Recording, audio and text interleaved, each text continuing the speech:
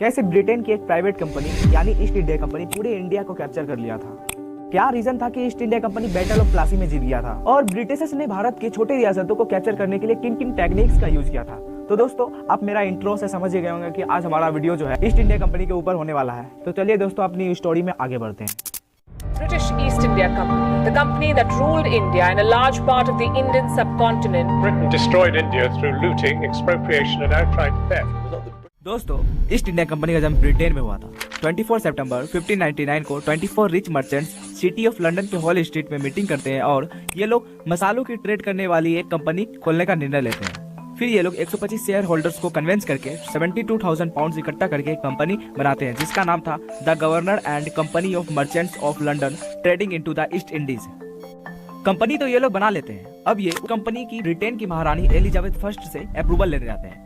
इस कंपनी को ब्रिटेन की महारानी एलिजाबेथ फर्स्ट से अप्रूवल भी मिल जाता है। एलिजाबेथ फर्स्ट इस कंपनी को एक रॉयल चार्टर सौंपती है, यानी कि एक तरह का ट्रेड करने का लाइसेंस सौंपती है। इस रॉयल चार्टर के द्वारा इस कंपनी को दो स्पेसिफिक एरिया में ट्रेड करने की इजाजत मिल जाती है। ये दो एरिया थे east of the Cape of Good Hope और west of the Straits Magellan. इसका मतलब है कि दोस्तों ये company Cape of Good Hope के ईस्ट में व्यापार कर सकती थी और स्ट्रेट्स मैगलन के वेस्ट में व्यापार कर सकती थी। बेसिकली ये company Cape of Good Hope के ईस्ट में व्यापार करती थी, इसलिए इस कंपनी का नाम बाद में ईस्ट इंडिया कंपनी पड़ा। सबसे पहले ये कंपनी इंडोनेशिया के मलुक्का आइलैंड में स्पाइस के ट्रेड करने के लिए जाती है और वहाँ अपनी एक फैक्ट्री एस्टेब्लिश करती है। इस एरिया में पहले से स्पेनिश, पोर्चुगीज और डच ट्रेडर्स ट्रेड करते थे। उस समय डच ट्रेडर्स की मलुक्का आइलैंड में काफी बड़ी कंपनी बन गई थी और डच ट्रेडर्स की काफी बड़ी आर्मी भी थी। तो दोस्तों ये कंपनी डच ट्रेडर्स के आगे टिक नहीं पाई और इस कंपनी को वापस इंग्लैंड लौटना पड़ा।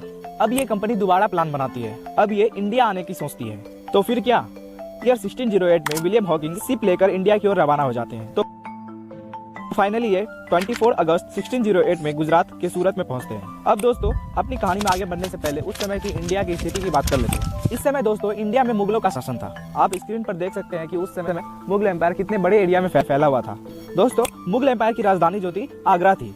आगरा से ही मुगल शासक जहांगीर पूरे देश पर शासन करते थे। इस समय मुगल एम्पायर 12 प्रोविंस में बटा हुआ था। प्रत्येक प्रोविंस में एक सूबेदार होता था जो वहाँ का टैक्स कलेक्ट करके राजा को देता था। अब दोस्तों हम लोग अपनी स्टोरी पर आते हैं।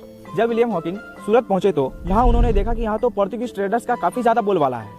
तब विलियम हॉकिंग्स आगरा की ओर निकलते हैं और जहांगीर के दरबार में पहुंचते हैं। विलियम हॉकिंग सूरत में फैक्ट्री खोलने के लिए जहांगीर से परमिशन मांगते हैं, लेकिन जहांगीर विलियम हॉकिंग्स को साफ मना कर देता है क्योंकि जहांगीर ब्रिटिश ट्रेडर्स को शरण देकर पोर्तुगीज ट्रेडर्स को नाराज नहीं करना चाहती थी और जहांगीर का पोर्तुगीज ट्रेडर्स से काफी अच्छा संबंध भी था। इसलिए जहांगीर ब्रिटिश ट्रेडर्स को सूरत में फैक्ट्री खोलने की इजाजत नहीं देते हैं। अब विलियम हॉकिंस क्या करते, वो तो जहांगीर के बिना परमिशन के वो उनके प्रोविंस में कहीं भी फैक्ट्री तो स्टैब्लिश नहीं कर सकते थे। इसलिए विलियम हॉकिंस ने क्या किया कि इन्होंने अदर लोकल राजाओं के पास जाकर उनसे परमिशन मांगी और फैक्ट्री स्टैब्लिश कर ली। इसने अपना सबसे पहला फैक्ट्री 1611 में आंध्र प्रदेश के मछलीपट्टनम में खोला। अब इंडिया में पोर्तुगीज ट्रेडर्स भी ट्रेड कर रहे थे और ब्रिटिश ट्रेडर्स भी ट्रेड कर रहे थे। धीरे धीरे इन दोनों ट्रेडर्स के बीच कॉन्फ्लिक्ट बढ़ता गया और यहाँ एक बैटल में कन्वर्ट हो गया। तो ईयर 1612 में पोर्तुगीज ट्रेडर्स और ब्रिटिश ट्रेडर्स के बीच बैटल ऑफ स्वाली होता है, जिसमें पोर्तुगीज ट्रेडर्स हार जाते हैं और बस गोवा वाले रीजन में बचकर रह जाते हैं। ब्रिटिश ट्रेडर्स यानी ईस्ट इंडिया कंपनी ने पोर्तुगीज ट्रेडर्स को सूरत से ट्रेड करने से भगा तो दिया था, लेकिन वो अब भी सूरत में अपनी फैक्ट्री स्टैब्लिश नहीं कर सकते थे क्योंकि इन्हें अभी तक सूरत में फैक्ट्री स्टैब्लिश करने के लिए जहांगीर से परमिशन नहीं मिली थी। तो ईयर 1615 में ईस्ट इंडिया कंपनी के कुछ अधिकारी इंग्लैंड के किंग जेम्स फर्स्ट से रिक्वेस्ट करते हैं कि आप हमें जहांगीर से बात कर सूरत में फैक्ट्री स्टैब्लिश करने की परमिशन दिला दो। किंग जेम्स फर्स्ट ने ईस्ट इंडिया कंपनी की बात मान ली और अपने रिप्रेजेंटेटिव सर थॉमस रो को मुगल दरबार में भेजा। सर थॉमस रो मुगल दरबार में जाते हैं और अपने साथ महंगे महंगे और बड़े बड़े गिफ्ट लेकर जाते हैं जिससे कि वो राजा को खुश कर सके ताकि उन्हें सूरत में फैक्ट्री स्टैब्लिश करने की परमिशन मिल जाए। और थॉमस रो अपने इस काम में सक्सेस भी हो जाते हैं। अब ईस्ट इंडिया कंपनी को सूरत में फैक्ट्री स्टैब्लिश करने की परमिशन भी मिल जाती है। अब ईस्ट इंडिया कंपनी सूरत में अपनी फैक्ट्री स्टैब्लिश करती है और बाद में ये मद्रास, अहमदाबाद, बॉम्बे, आगरा, पटना में भी फैक्ट्री स्टैब्लिश करती है। अब ईस्ट इंडिया कंपनी भारत से सस्ते दामों में कच्चे माल को खरीदती थी और यूरोपियन कंट्री में बेचकर काफी मुनाफा कमाती थी। और ये east India company cotton, Indigo, silk और बाद में अफीम और टाई का भी ट्रेड करने लगे। अब ईस्ट इंडिया कंपनी का नजर बंगाल में पड़ता है, जो उस समय में इंडिया का सबसे रिचेस्ट प्रोविंस था। उस समय के बंगाल में आज का बांग्लादेश, वेस्ट बंगाल, बिहार और ओडिशा आता था। ईस्ट इंडिया कंपनी बंगाल में ट्रेड करना चाहती थी क्योंकि उस समय बंगाल इंडिया में ही नहीं पूरे विश्व में सबसे ज्यादा समृद्ध था। जहाँ की फसल भी बहुत पैदावार होती थी और ढाका की टेक्सटाइल मैन्युफैक्चरिंग तो काफी ज्यादा फेमस थी। तो तो यही रीजन था कि ईस्ट इंडिया कंपनी बंगाल में ट्रेड करना चाहती थी। तो उस समय के बंगाल का जो गवर्नर था शाइस्ता खान, ये ब्रिटिशर्स को ज्यादा पसंद नहीं करते थे। तो east India company Shaista Khan को मनाने के लिए विलियम हेजेस को भेजते हैं। विलियम हेजेस शाइस्ता खान को मनाने के लिए सफल भी हो जाते हैं और एग्रीमेंट के थ्रू ईस्ट इंडिया कंपनी का बंगाल में छोटे लेवल पर ट्रेड भी स्टार्ट हो जाता है। कुछ सालों बाद ईयर 1681 में ईस्ट इंडिया कंपनी का डायरेक्टर चेंज होता है, जिसका नाम था जॉर्जिया चाइल्ड। जॉर्जिया चाइल्ड क्या करते हैं कि शाइस्ता खान के एग्रीमेंट को सही से फॉलो नहीं करते हैं, जिससे नाराज होकर बंगाल गवर्नर ने टैक्स को 2% से 3% बढ़ा दिया। जॉर्जिया चाइल्ड ने टैक्स देने से इनकार कर दिया और धमकी भी दी कि यदि आप इस तरह टैक्स बढ़ाओगे तो हम टैक्स पे नहीं करेंगे और चित्ता गांव को भी कैप्चर कर लेंगे। लेकिन गवर्नर इनकी बात को नहीं सुनता है और टैक्स अप्लाई कर देता है। ये सब 1686 में चल रहा था।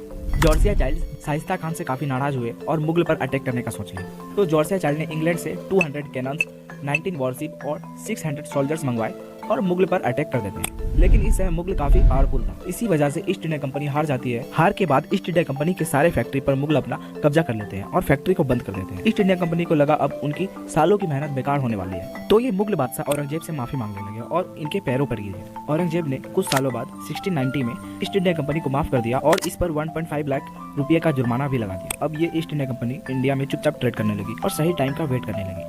ये 1707 में औरंगजेब का डेथ हो जाता है। औरंगजेब के डेथ के बाद मुगल एम्पायर काफी ज्यादा कमजोर हो जाता है और इसी का फायदा बाद में अंग्रेज उठा लेते हैं और पूरे इंडिया को कैप्चर कर लेते हैं। औरंगजेब के डेथ के ठीक 10 साल बाद 1717 में मुगल एम्पायर का शासक फारूक सियार बनता है। अब ईस्ट इंडिया कंपनी बंगाल में टैक्स फ्री ट्रेड करना चाहती थी, तो ईस्ट इंडिया कंपनी के कुछ ऑफिशियल्स फारूक सियार के दरबार में काफी सारे गिफ्ट के साथ जाते हैं और उन्हें एक फरमान जारी करने के लिए बोलते हैं, जिससे कि वो टैक्स फ्री ट्रेड कर सकते थे। फारूक सियार ईस्ट इंडिया कंपनी की बात मान लेता है और उन्हें टैक्स फ्री ट्रेड करने की अनुमति दे देता है। अब east India company tax free trade कर सकती थी। आपको पता ही होगा दोस्तों कि औरंगजेब की डेथ के बाद मुगल एम्पायर काफी ज्यादा कमजोर होने लगा। तो मुगल एम्पायर के सारे गवर्नर यानी सूबेदारों ने अपने आप को अपने अपने क्षेत्र का नवाब घोषित कर लिया, यानी राजा घोषित कर लिया। और सूबेदार जो मुगल एम्पायर को टैक्स कलेक्ट करके देती थी वो भी देना बंद कर दिया। अब दोस्तों हम लोग बंगाल की बात करते हैं। उस समय के बंगाल के गवर्नर अली वर्दी खान, इसने भी अपने आप को बंगाल का नवाब घोषित कर लिया, लेकिन ये मुगल एम्पायर को टैक्स कलेक्ट करके देते थे। बंगाल का नवाब अली वर्दी खान का डेथ 1756 में हो जाता है और इसके बाद बंगाल का नया नवाब सिराजुद्दौला बनता है। सिराजुद्दौला को ईस्ट इंडिया कंपनी की हरकत पसंद नहीं आ रही थी, इसलिए इन्होंने ईस्ट इंडिया कंपनी को टैक्स फ्री ट्रेड करने से मना कर दिया और टैक्स पे करने के लिए बोला। और कंपनी जो फोर्टिफिकेशन कर रहे थे यानी किलेबंदी कर रहे थे, इसे भी बंद करने के लिए बोला। लेकिन ईस्ट इंडिया कंपनी ने सिराज की बातों को हल्के में ले लिया। इससे सिराज बहुत गुस्सा हुए और 20 जून 1756 को इन्होंने कलकत्ता के फोर्ट विलियम पर हमला कर दिया, जो एक इंग्लिश फैक्ट्री थी। सिराज ने ईस्ट इंडिया कंपनी के वर्कर्स को एक छोटे से काल कोठरी में बंद कर दिया था। इस काल कोठरी में करीबन 170 वर्कर्स को कैदी बनाया गया था और दम घुटने से इन सारे वर्कर्स की नेक्स्ट डे डेथ हो जाती है और यही इंसिडेंट बाद में ब्लैक होल ट्रेजेडी के नाम से जाना जाता है। ईस्ट इंडिया कंपनी को जब इस खबर का पता चला तो उसे काफी बड़ा झटका लगा। अब साउथ में जो ईस्ट इंडिया कंपनी बसी हुई थी वहाँ से रॉबर्ट क्लाइव बंगाल आता और सिराज से बदला लेने का सोचा। ईस्ट इंडिया कंपनी ने बदला लेने के लिए यहाँ कुछ पॉलिटिक्स खेली। इसने क्या किया कि सिराज का जो सेनापति था मीर जाफर, उसे अपनी तरफ मिला लिया और लालच दिया कि यदि हम सिराज से युद्ध में जीत जाते हैं तो तुम्हें बंगाल का नवाब बना देंगे।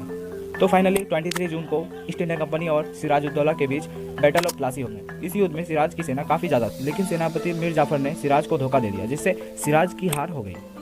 सिराजुद्दौला के हार के बाद बंगाल का नया नवाब मीर जाफर बनता है। East India Company Mir Jafar को पपेट रूलर समझ रही थी, यानी ईस्ट इंडिया कंपनी चाहती थी कि मीर जाफर उनके इशारों पर चले। लेकिन ईस्ट इंडिया कंपनी को धीरे धीरे समझ आ रहा था कि मीर जाफर पपेट रूलर की तरह काम नहीं कर रहा है। तो फिर ईस्ट इंडिया कंपनी ने 1761 में मीर जाफर को गद्दी से हटाकर मीर कासिम को बंगाल का नवाब बना दिया। मीर कासिम भी ईस्ट इंडिया कंपनी के इशारों पर नहीं चल रहा था, तो इसने फिर मीर जाफर को गद्दी पर बैठा दिया और मीर जाफर से कहा कि तुम्हें दोबारा मौका देते हैं, ठीक से काम करो, पपेट रूलर ही बन के रहो। मीर कासिम को जब गद्दी से हटाया गया तो ये काफी नाराज हुए और मीर कासिम अवध के नवाब शुजाउद्दौला और मुगल शासक शाह आलम सेकंड के साथ मिलकर युद्ध की प्लानिंग करने लगे। तो फाइनली 1764 में ईस्ट इंडिया कंपनी और मीर कासिम के टीम के बीच बैटल ऑफ बक्सर होता है। इसमें भी ब्रिटिश यानी ईस्ट इंडिया कंपनी जीत जाती है। अब ब्रिटिश सोचने लगे कि अब हम खुद नवाब बन जाते हैं, क्योंकि जितने भी पपेट रूलर बनाते हैं सब अपने आप को राजा ही समझने लगते हैं। तो ईयर 1765 में रॉबर्ट क्लाइव बंगाल के governor and commander in chief बन जाते हैं। Shah Alam second battle of Buxar में ईस्ट इंडिया कंपनी से तो हार गई थी, इसलिए इन्होंने ईस्ट इंडिया कंपनी के कहने पर उन्हें बंगाल के दीवानी राइट्स दे दिए, यानी अब ईस्ट इंडिया कंपनी बंगाल में टैक्स कलेक्ट कर सकती थी ऑफिशियली। अब ईस्ट इंडिया कंपनी बंगाल का रूलर बन गई थी। अब ईस्ट इंडिया कंपनी अपने क्षेत्रों को एक्सपेंड करना चाहती थी। इसके लिए इन्होंने 3 टेक्निक्स अपनाए।